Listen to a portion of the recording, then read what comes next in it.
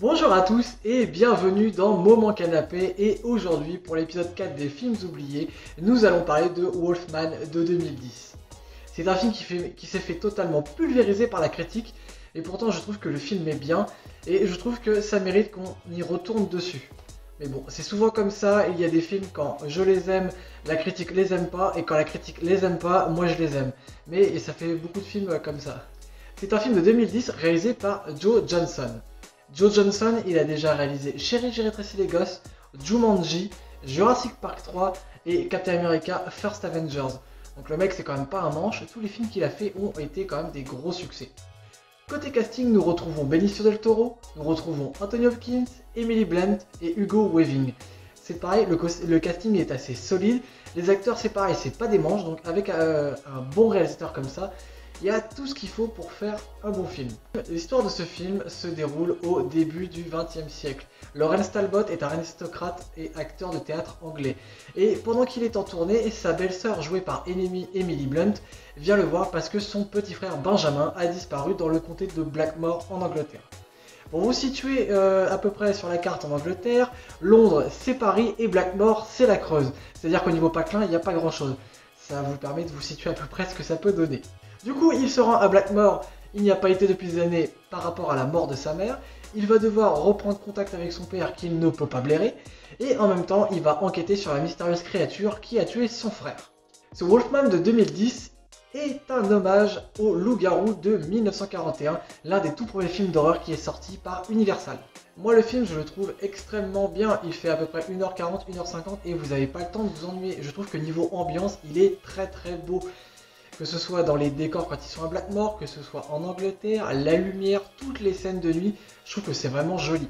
Ça m'a fait beaucoup penser à la série Pain Dreadful avec Josh Hartnett et Eva Green. Si vous ne l'avez pas vu, je vous la conseille vivement.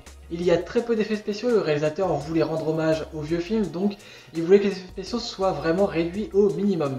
Ce qui fait que le loup-garou, la plupart du temps, n'est pas fait en effets spéciaux, mais en costume.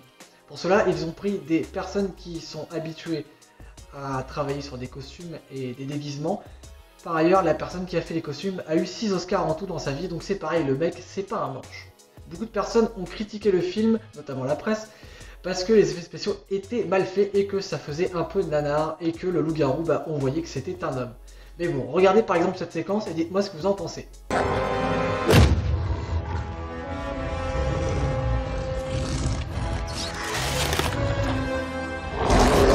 Bon, par exemple, je trouve que c'est sympa, enfin ça me choque pas, on voit que c'est un mec, mais bon, justement, c'est un homme qui se transforme en loup, donc moi je trouve ça bien qu'on voit un petit peu sa part d'homme à travers le monstre. Il existe deux versions de ce film.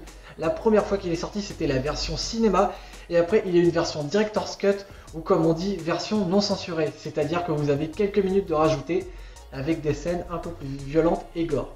Comme le film est qualifié d'un film d'horreur, pour ceux qui n'aiment pas ça, je vous conseille de regarder la version cinéma. Mais bon, moi je trouve que les scènes gore, c'est pas non plus horrible à regarder. Moi je trouve que ça passe totalement à l'écran. A la base, le film devait sortir en 2007, mais finalement il est sorti en 2010, le temps que la production trouve un réalisateur qui accepte de faire le rôle et qui accepte de bien faire le film. Pour Benicio del Toro et Anthony Hopkins, ça a été un tournage assez rude. Pas tellement au niveau du tournage, mais au niveau du maquillage.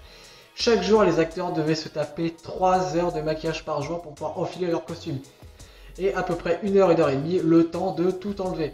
Donc c'est vrai qu'au moment où ils ont le costume sur eux, j'espère pour eux qu'ils faisaient pas que 1 heure de prise, parce que sinon, ça doit être bien chiant d'attendre comme ça. Les loups-garous sont souvent des nanars, comme par exemple le loup-garou de Londres ou le loup-garou de Paris, ou encore Dog Soldiers. C'est souvent des nanars où les créatures sont plutôt mal faites et l'histoire est vraiment débile. Mais là je trouve que pour une fois nous avons un film de loup-garou qui est plutôt bien fait, et je trouve que ça mérite qu'on se pose un petit peu dessus.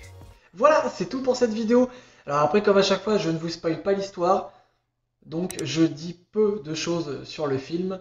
C'est juste une petite présentation et mon avis rapide. J'espère que le film vous plaira. N'hésitez pas à marquer dans les commentaires si ça vous a plu.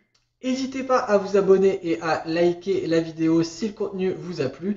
Ça fait toujours plaisir et ça donne envie de vous faire plus de vidéos. Prenez soin de vous, allez regarder des films, allez salut!